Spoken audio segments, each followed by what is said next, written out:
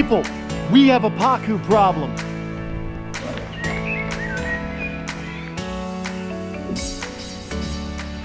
Okay, winter 2026 is still giving us little surprises.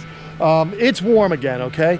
But in a large pond situation, we have got some stressed fish. So what happened was one of our Pacu has developed a fungus, and I have been watching him. There he is right there. We're gonna get in the pond here in just a little bit and just overall get in there and check out the fish.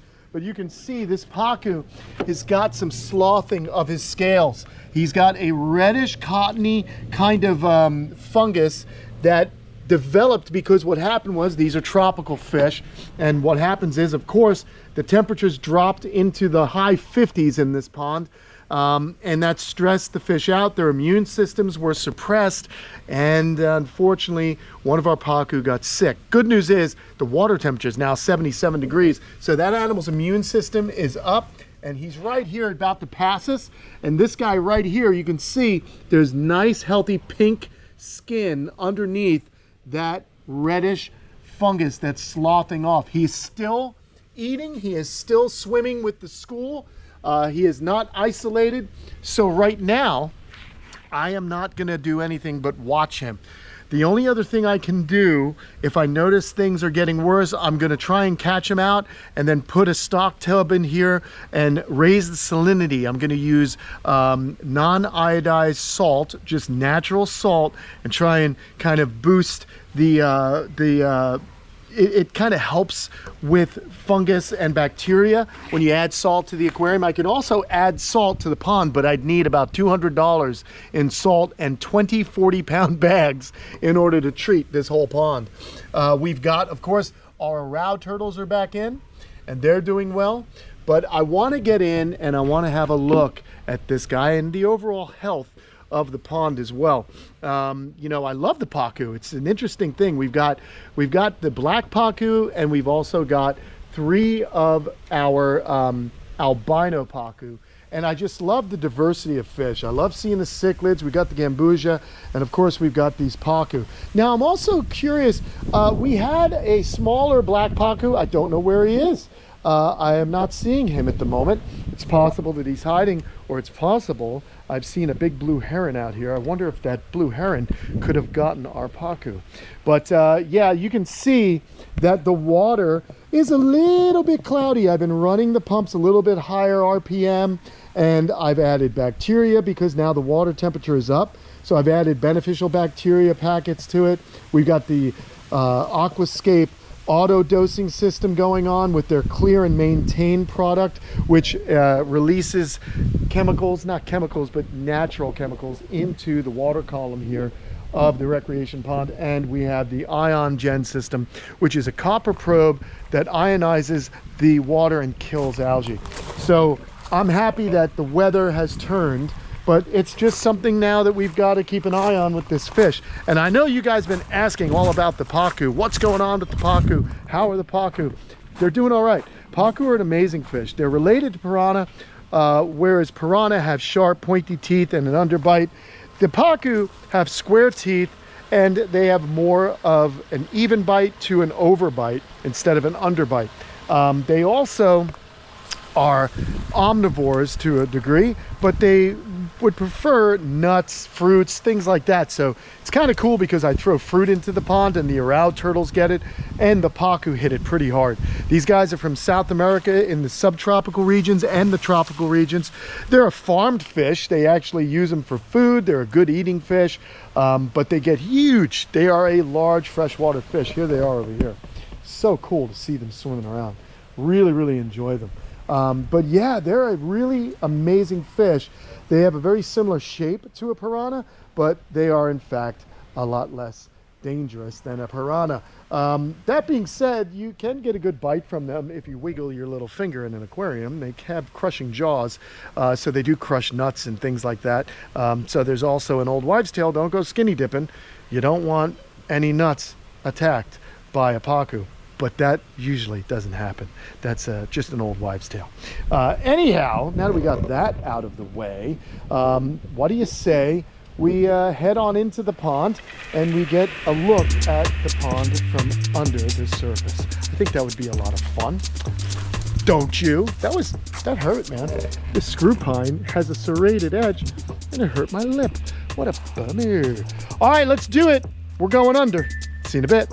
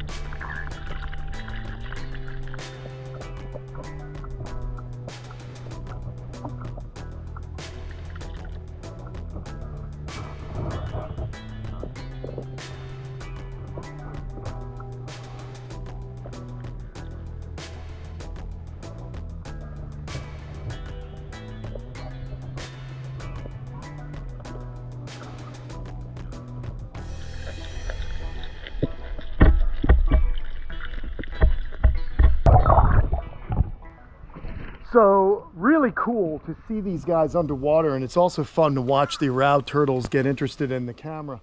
The Pacu are looking good. I'm happy that that one that is sick is behaving normally and feeding and swimming and schooling. Very, very important. And we did see the fourth black one, so I'm happy no heron got him, the smallest one. Very, very cool, and I'm very excited that these guys are in this pond, because I never thought I'd get into fish, but they are certainly part of the ecosystem here at the camp, and I enjoy them. I love having cichlids back in the pond again. It's fun to see these Pacu. They're big, they're exciting, they hit hard when they go after their food, and it's going to be fun to see them really fill into this enclosure. They're going to get very, very large, which is the reason why, if you are getting a fish as a pet, don't get a Pacu if you don't have a very, very large aquarium.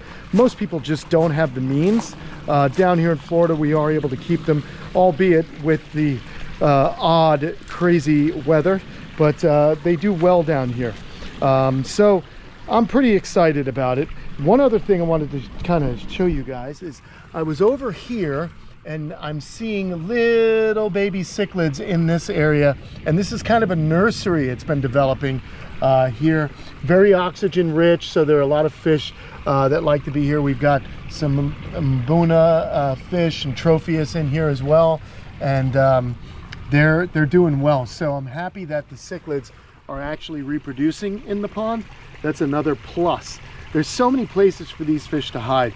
The cichlids are just like reef fish, and they really are freshwater reef fish, hiding in all these little limestone rocks and crevices and all the little spots that they have. We also have the resident water snake, who may get the odd fish from time to time, but like I said, it's just a really nice natural ecosystem. Talking about water snake, here's her new rock. Look at this. I just saw her. Here she is. Let's go ahead and step right here. There's our water snake. Look at that girl. She's gonna shed, so we're not gonna touch her, but she's right here. Isn't that nice? I have pets that I don't have to do anything for. They just kind of hang out. So this has become her new rock since I cleared out all the ferns on that one. So this seems to be a nice area where she can hang out, hide, and relax next to a really good water source. And she's a big girl. That's a big brown water snake. She swims in here at night. I'll catch her kind of cruising the pond looking for food. Don't forget that the actual wetland is also habitat. We got a lot of gambusia in here. We've got algae, we got plants putting their roots down in there, a lot of marginals. We've got some ditch orchids, as I like to call them. So it's a really healthy wetland filter. We've got some really nice fibrous algae here, which is a fantastic filter. We've got green algae on the surface, roots, you can see the root systems, and of course the gravel, which is just it's just infused with microorganisms, tardigrades, single-celled organisms, and of course bacteria, which are the single-celled organisms that are really the powerhouse of this wetland filter. They are really cleaning the water. You can see how clear it is coming out of here. So pretty excited, huh? Good times around the pond. We needed an update. We needed a reprieve, if you will, from our winter weather. So yeah, still dealing with the effects of that cold snap that happened about a month ago. Cold-blooded animals, when they drop below a certain temperature, well, their immune systems are compromised. So there's going to be stress, cold stress, and then when it warms up again, you get fungal growth, you get bacterial load. It just blossoms, and if the fish was compromised, they're going to get sick. Now the good news is, being that it is 77 degrees, the fish's immune system is in full swing. That animal was healthy, so it should be okay to fight off the disease. If anything happens where I notice this fish is acting strange, we're going to get in, grab it, and we're going to treat it. But right now, I don't want to add to the stress. Sometimes benign neglect is okay when you see improvement on the animal. You don't want to just start poking and prodding and doing things like that. But keep a watchful eye, because things can turn quickly. So there's your update for the Pacu. I know you guys have been asking about it. We actually did a whole rec pond update. I love this place. One of the greatest achievements of my life is the partnership with Aquascape, and this is a glorious gift because it's provided me with so much entertainment, with you so much video content, but more importantly, it's providing these endangered animals like our Row River turtles and Fly River turtles with an amazing habitat that they can live in, and some fun Pacu. Guys, don't forget to go to patreon.com/Kamp Kenan. Join up there. You'll be able to see videos that you don't see anywhere else. Plus, you'll chat with me every Thursday, 4 p.m. They are hitting hard over there. I'll see you guys again real soon. And right now, we'll just have one more peek at our resident brown water snake. See ya.